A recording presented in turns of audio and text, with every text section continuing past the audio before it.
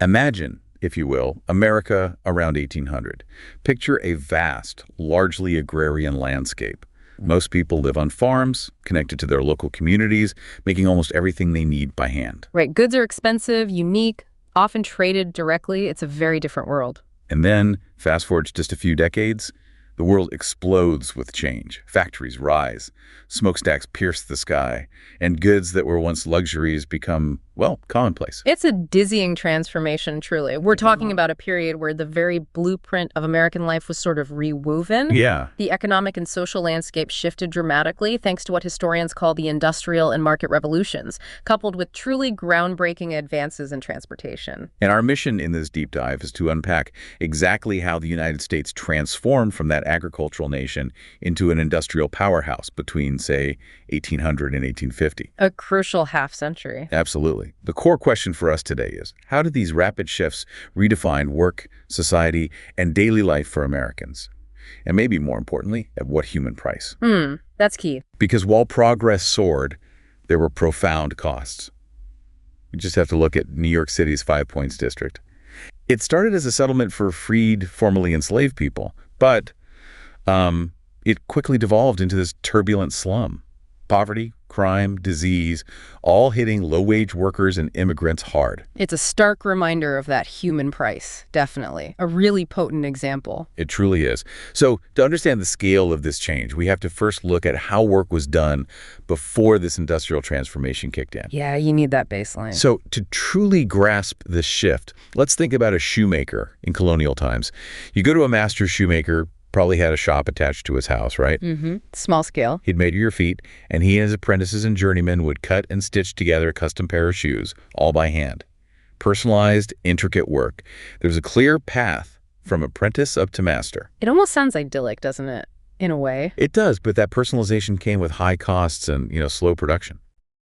And the rising merchant class saw an opportunity there. They wanted to increase profits, mainly by reducing labor costs.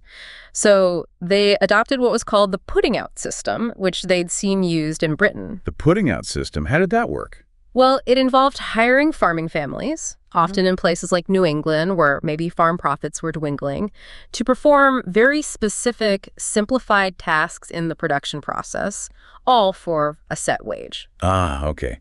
So for shoes, instead of one master shoemaker doing it all. Right. One family might just cut the soles, another would cut the leather for the uppers, maybe a third would stitch them together. So piecework, basically, done at home. Pretty much. Farmers were still tending their fields most of the year, but this part-time work gave them a welcome source of extra income. It wasn't just shoes, either textiles, brooms, even clock parts. And because these weren't skilled artisans demanding high wages. Exactly. It significantly whittled down production costs for the merchants. So this was a kind of transitional phase, Yeah. laying the groundwork for what came next. Absolutely. It set the stage for the next, much larger leap, the rise of the mills. Now, at the end of the 18th century, Great Britain was the world leader in textile technology, and they tried to guard it fiercely. They even banned the immigration of mechanics. But people always find a way, right? Yeah. Like Samuel Slater. Yes, Samuel Slater. He defied that ban. He was a British mechanic who really understood the workings of Richard Arkwright's water-powered textile mills. He managed to get to the United States in the 1790s. And he found backers. He did. He convinced American merchants, including the wealthy Moses Brown in Rhode Island, to finance and build a mill based on those British models he knew. Slater's knowledge essentially made him the founder of the nation's first truly successful cotton mill in Pawtucket, Rhode Island. So that's the start of the factory system in the U.S., really. In many ways, yes. Though Slater's mills and the ones that copied them initially were relatively small, they operated on what became known as the Rhode Island system. Okay, what defined the Rhode Island system? It was based on hiring entire families. The father was put in charge, directing the labor of his wife and children, and often they weren't paid entirely in cash. Oh, how were they paid? A lot of it was in credit, maybe for company housing or goods from the company's store. It was a rather paternalistic system, but for many families, it was a crucial source of income, however meager. But things evolved from there, didn't they? The Boston Associates, Francis Cabot Lowell, they took it further. They absolutely did. You see, the embargo of 1807 and then the War of 1812 really supercharged domestic manufacturing. American merchants, whose Atlantic trade profits were being hammered, started looking inward for investment. Necessity being the mother of invention, or investment in this case. Precisely. Francis Cabot Lowell, another New England merchant, actually toured English mills. He supposedly memorized the designs for advanced textile machines, especially the power loom, and brought that knowledge back to Massachusetts. Memorize them. That's impressive. And risky. Very. And with a group of wealthy investors known as the Boston Associates, Lowell raised an astonishing sum, for the time hundreds of thousands of dollars, to establish the Boston Manufacturing Company in Waltham, Massachusetts in 1814. And how is this different from Slater's mills? The key difference was centralization. Unlike Slater's mills, which might focus on spinning, Lowell's brought the entire production process from raw cotton input to finished cloth output under one roof. This was the fully integrated, centralized factory model. And this ushered in something you mentioned earlier, de-skilling. Yes, exactly. Instead of a skilled weaver controlling the whole process, you had workers performing highly specialized, repetitive tasks. Machines took over much of the complex labor. Making human labor less skilled, more interchangeable. Correct. It sounds efficient, and it was in terms of output, but you asked about the human cost? Yeah, beyond just the change in skills required. It absolutely did have a human cost. It fundamentally redefined the human relationship to work. It stripped away the autonomy, the craft, the pride that artisans once held. And Lowell's workforce was also distinct, wasn't it? It was. They largely hired young, single women from rural New England farm families. These were women whose chances of inheriting land or maybe receiving a substantial dowry were shrinking. The mills offered one of the few viable employment opportunities available to them, the famous Lowell Mill Girls. Right, and they lived in company housing, under strict rules. Very strict. Company-owned boarding houses with rules that, wow, they might shock us today. Early starts, 12-hour days, sometimes longer, no talking allowed during work, rules against swearing or drinking, required church attendance, constant monitoring of their virtue. Wow. Virtue patrols, essentially. You could say that. Michel Chevalier, a French engineer visiting in 1839, he actually documented the Lawrence Company's rules. They stated employees must, on all occasions, both in their words and in their actions, show that they are penetrated by a laudable love of temperance and virtue. You get the idea. Sounds intense. And the pay? Meager. Just a few dollars a week. It was a tightly controlled environment designed for maximum production and social order, as they saw it. Part of that human price, again, feeding into the conditions we talked about in places like 5 Points. Absolutely. But the output was staggering. Just to give you a sense, in 9 months, all the numerous Rhode Island women spinning yarn on hand looms at home produced about 34,000 yards of fabric. Okay. But by 1855, the women in just one of Lowell's mechanized mills could produce more than 43,000 yards in the same time frame. That's incredible. The scale is hard to fathom. And that massive difference wasn't just about sheer quantity, was it? It fundamentally reshaped who bought these goods and how people lived. Right. Consumerism. Goods that were once considered luxuries. Things like brighter oil lamps, comfortable upholstered furniture, carpets, even clocks suddenly became affordable for, well, nearly everyone. It transformed daily life in the home. And all this mass production was only possible because the whole economy was changing shape. Yes, a rapidly evolving market economy. By the 1840s, the U.S. economy was a world away from its colonial import-export roots. It was now essentially an unregulated market economy. You saw booming commercial centers like New York City. Its population just exploded from around 33,000 in 1790 to over 250,000 by 1825. Wow. And this market economy wasn't just in the cities. It pushed westward too, didn't it? The whole land rush thing? Oh, absolutely. There was a phenomenon called Ohio fever. Thousands were pouring into the Northwest Territory. The government played a big role here, selling off public land. How did that work? The land laws? Yeah, the land law of 1796 set prices, but later laws, like the one in 1800, made it even easier. They reduced the minimum parcel size you had to buy and allowed sales on credit through easily accessible land offices. It made land ownership much more attainable for ordinary people. So it fueled that westward expansion. Massively. It truly was a uniquely American story, you know? Settlers transforming wilderness into profitable farms, which then paved the way for mills, towns, entire communities springing up.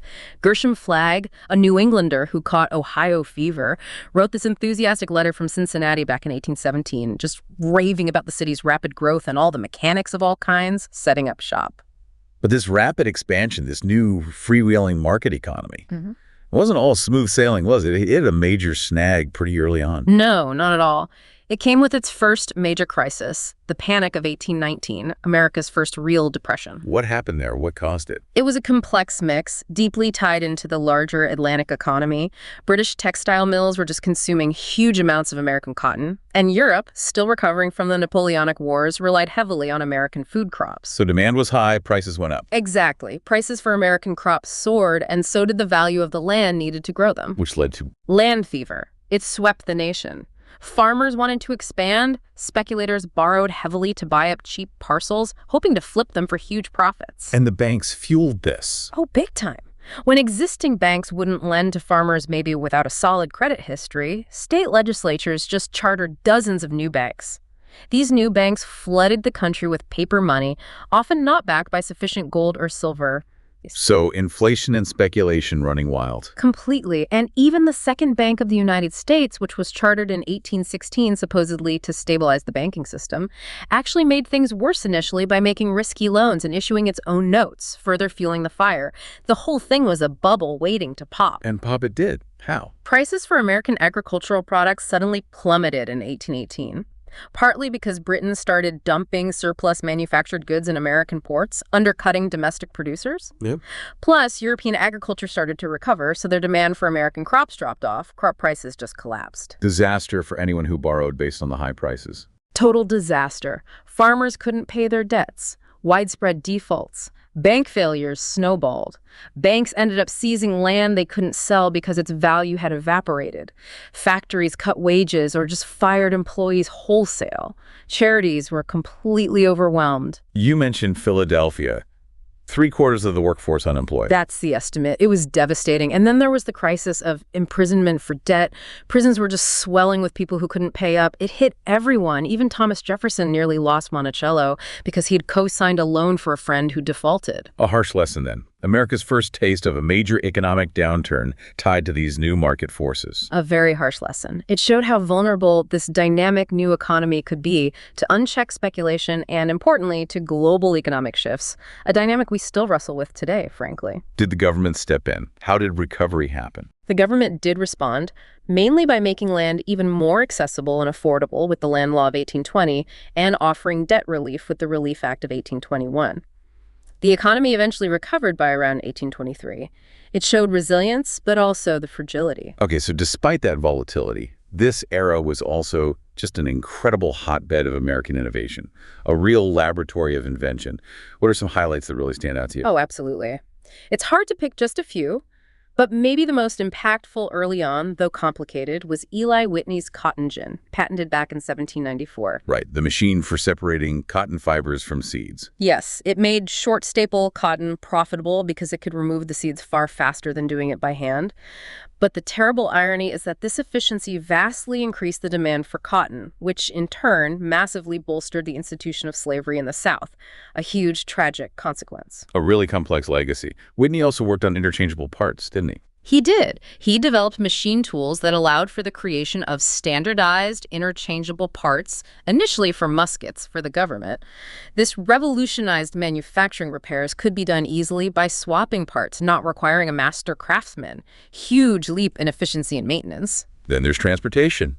Robert Fulton. Robert Fulton and his steamship engine in 1807. His first successful steamship, the Clermont, chugged up the Hudson River 150 miles in just 32 hours. That was astonishing then. Game changer for river travel. Completely. Soon, steamboats were on every major American river, especially the Mississippi. It ended dependence on wind and current for upstream travel, making water transport faster, cheaper, and much more dependable. It really opened up the whole Mississippi River Valley for economic development, allowing goods and people to flow both ways easily. And what about farming itself? Feeding all these growing cities. Key inventions there, too. Cyrus McCormick's mechanical reaper, patented in 1831, and John Deere's improved steel plows. These were crucial. McCormick's reaper allowed farmers to harvest grain much faster than with scythes. Deere's plows could break through the tough prairie soil of the Midwest. So opening up the prairies to large-scale agriculture. Helping to lower food prices nationally and feed the rapidly growing cities back east. States like Ohio, Indiana, Illinois quickly became the nation's breadbasket. And communication. How did information keep pace? That brings us to Samuel Morse. He developed the telegraph and Morse code in the 1830s. Congress actually funded the first telegraph line from Washington, D.C. to Baltimore. And he sent that famous first message in 1844, right? What hath God wrought? That's the one. Suddenly, news and crucial business information could travel at speeds that were previously unimaginable. It tied the expanding nation together in a new way, fostering business, economics, even politics. All these innovations are incredible, but they needed a way to connect the country, right? To move the goods, the people, the information. And that leads us to the massive undertaking that was the transportation revolution. As John C. Calhoun put it back in 1817, these internal improvements were vital to bind the Republic together with a perfect system of roads and canals. Roads came first, I suppose. Roads and turnpikes were a big part of it. Yes, you had projects like the Cumberland Road, a national highway stretching from Maryland westward into Illinois, paid for by the federal government. States also chartered private turnpike companies. New York, for example, quadrupled its miles of state roads between 1810 and 1820 alone. But roads have limitations for heavy freight.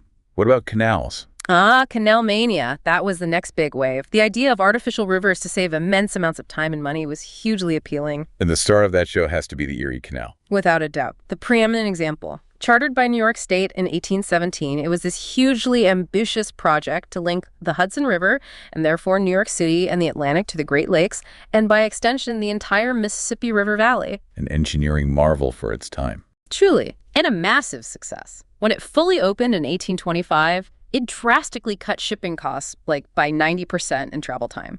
Millions upon millions of dollars worth of goods started flowing along that 363-mile waterway every year. It cemented New York City's status as the nation's commercial hub. Were there other big canals? Oh, yes. Others like the Wabash and Erie Canal in Indiana were also significant, connecting vast regions.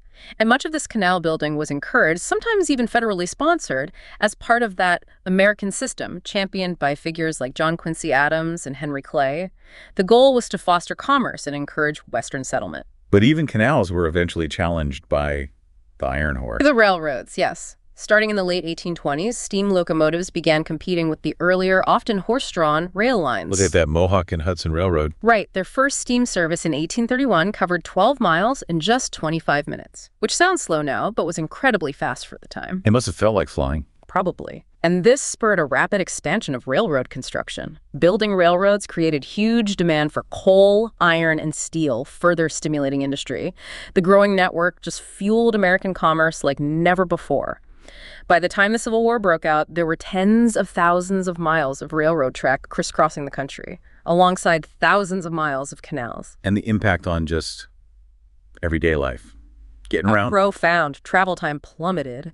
That trip from Boston to Providence used to take maybe 4 days by stagecoach. By 1840, the train did it in half a day. Trains were averaging 20 miles per hour by then. Wow. So this whole infrastructure, roads, canals, railroads, it made the market revolution possible. It enabled it. Cheaper movement of goods, agricultural products from the West feeding eastern cities, manufactured goods from eastern factories going west. And it made rural families less isolated. Traveling circuses, peddlers selling wares, even people looking for work in the mills could reach towns and cities much more easily. Okay, so we've got industrialization, a market economy taking shape, and this transportation web connecting everything. What did this do to American society itself? Well, it began to fundamentally transform it. The economic and social inequalities that maybe weren't so stark before started to really solidify. It led to the formation of distinct social classes, especially in the North, something new in the American experience. Let's unpack those classes. Who was at the top? At the very top, you had the economic elite. In northern cities like Boston, New York, Philadelphia, this industrial capitalist elite often came from old colonial merchant families. Some had ties to the earlier lucrative trades, including, frankly, the trade in enslaved Africans. So old money adapting to new industries. In many cases, yes. They specialized in banking, insurance, shipping, and increasingly owning the factories themselves. Think of figures like Junius Spencer Morgan building financial empires. And how did they maintain their status and power?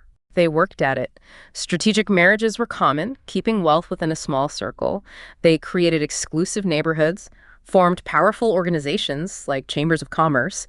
There were 10 by 1858, and established elite social clubs like the Philadelphia Club, founded in 1834, to solidify their bonds and shared interests. Did they have political clout? Significant political power. Ah. And interestingly, their ties to the Southern cotton trade often made many of them strong supporters, or at least protectors, of slavery because their fortunes depended on it. But wasn't there also a new elite emerging? People who hadn't inherited wealth? Yes, absolutely. Alongside the inherited elite, you had a new group of manufacturers, often called self-made men. These were often former artisans or people from more humble working-class origins who rose through sheer hard work, discipline, and maybe some luck and ingenuity. Like Peter Cooper. Peter Cooper is a perfect example. Found success in making glue, then iron production, even invented the Tom Thumb steam locomotive. He really embodied this ideal of upward mobility through effort. He believed respectability came from hard work, not family pedigree. How did these two elite groups interact? Often, the inherited elite looked down on the new manufacturing elite, excluding them from their social circles. So these self-made manufacturers created their own organizations, like the Providence Association of Mechanics and Manufacturers, or Cooper's own Cooper Union for the advancement of science and art. These places promoted education and merit-based success, reflecting a different set of values. Okay, below the elites, what about the middle? The aspiring middle class. This was a growing group, often artisans who owned their shops, small merchants, clerks, professionals. They managed to maintain a level of respectability, but they constantly feared slipping down into the ranks of wage laborers. That was the big fear. And their values reflected that aspiration and fear. Definitely. They placed a huge emphasis on values like cleanliness, discipline, morality, hard work, education, and good manners. These were seen as markers of respectability and keys to upward mobility, or at least stability. How did this play out in family life? Middle-class children were expected to go to school and engage in self-improving activities rather than working in factories like working-class kids often had to. Families also tended to have fewer children, perhaps to concentrate resources on educating them properly. And the role of middle-class women? The ideal was for the middle-class woman to manage the domestic sphere, oversee the home, maybe manage servants if they could afford them, cultivate good manners in the children, and participate in church and reform activities. They also became key consumers, buying those newly available goods, furniture, pianos, etc., to signal their family's status. What was the middle-class view on big issues, like slavery? It was generally different from the elite. While the business elite was often ambivalent or supportive due to economic ties, the middle class largely came to oppose slavery. They saw it as promoting idleness and aristocracy, which was the opposite of their cherished work ethic. And they got involved in reform movements. Yes, very much so. Temperance was a huge middle-class cause trying to curb alcohol consumption, which they associated with the working class. They also strongly supported evangelical ministers like Charles Grandison Finney, who preached free moral agency, the idea that individuals could achieve their own salvation through hard work and moral choices. This resonated perfectly with their belief in self-reliance and upward mobility. Which brings us to the bottom of this new social ladder, the working class. The struggling working class. These were the new wage laborers, the factory workers, the dock hands. They increasingly lived in separate neighborhoods, often in pretty grim conditions. While industrialization created jobs, these workers lived a very precarious existence. They suffered terribly during economic downturns, like that Panic of 1819 we discussed. What was family life like for them? Could they achieve that middle-class ideal of keeping women and children out of the workforce? That was often the aspiration for working-class men to be the sole breadwinner. But economic necessity usually made that impossible. Children often went into factories after only a few years of basic schooling, if any. Wives frequently had to supplement the family income, maybe by taking in laundry, doing sewing, or other piecework at home. It was a constant struggle. So a very different reality from the middle-class ideal. Worlds apart. And their culture reflected this. It was often described as a more festive public culture of release and escape from the sheer drudgery and discipline of factory work. How did that manifest? Well, figures like P.T. Barnum became hugely popular. His American Museum opened in New York in 1841, offering all sorts of fantastic human and animal oddities, often clever hoaxes like the infamous Fiji mermaid. It drew huge crowds of working-class people looking for cheap amusement and spectacle. Taverns were also central social hubs, and alcohol consumption was quite high, which is partly why the middle class pushed temperance so hard. And what about social tensions within the working class? There were significant tensions. Many native-born white workers were deeply hostile to the abolition of slavery. They feared that freed black people would move north and compete for their jobs, driving down wages. And tensions with immigrants, too. Yes, especially towards the large waves of Irish and German immigrants arriving in the 1840s and 50s. These newcomers were often desperate and willing to work for even lower wages and in worse conditions than native-born workers. This created intense competition and resentment. It could force native-born workers out of jobs or make them accept pay cuts, especially as de-skilling meant that, for many jobs, one worker was pretty much as replaceable as the next. Job security was almost non-existent. So this deep dive has really shown us America's seismic shift, from agrarian roots to an industrial powerhouse in just, 50 years or so. An incredible transformation. We've seen the creation of unimaginable new wealth side by side with the profound struggles of workers and the stark formation of these distinct social classes. It's a powerful and complex story of innovation, economic cycles, booms and busts, and immense human adaptation. These changes were so sweeping, reshaping not just the economy, but the very fabric of daily life, work, and social identity in America. Absolutely. And it makes you think, considering how deeply industrialization reshaped American society, how it laid bare these stark inequalities even as it generated prosperity, what lessons can you, listening today, draw from this era about progress, about prosperity, and maybe about the ongoing pursuit of a fair society, even now?